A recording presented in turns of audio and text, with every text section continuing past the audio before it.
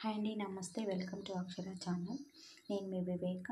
ఈరోజు మినపప్పుతో గారెలు ఎలా చేసుకోవాలో నేను మీకు చూపిస్తానండి. చాలా సింపుల్గా చేసుకోవచ్చు అండి. చాలా టేస్టీగా ఉంటాయి. పిల్లలకి టిఫిన్కి కానీ స్నాక్స్ కానీ ఈవినింగ్ టైంలో చేసుకోవడానికి కూడా చాలా అంటే చాలా బాగుంటాయి ఫ్రెండ్స్. ఒక 2 పచ్చిమిర్చి చేసుకొని మిక్సీకి పట్టేసుకుందామండి ఫ్రెండ్స్. ఇలా పట్టేసుకుందాం, కొంచెం బరుసుగానే పట్టేసుకుందామండి. దీంట్లో వాటర్ పోయాల్సిన అవసరం లేదు. ఓకేనండి. ఒక 5 మినిట్స్ అట్లా పక్కన పెట్టేద్దాం. గారెలు వేయించుకోవడానికి సరిపడా ఆయిల్ పోసుకోవాలండి. ఆయిల్ వేడి అయిన తర్వాత మీడియం ఫ్లేమ్లో పెట్టుకొని మనం గారెలు వేసేసుకుందాం. ఇలా గారెలు వేసుకున్నాక కొద్దిగా కాలింది లేదు చూసుకొని టర్న్ చేసుకోవాలండి, అటు ఇటు చూసుకొని.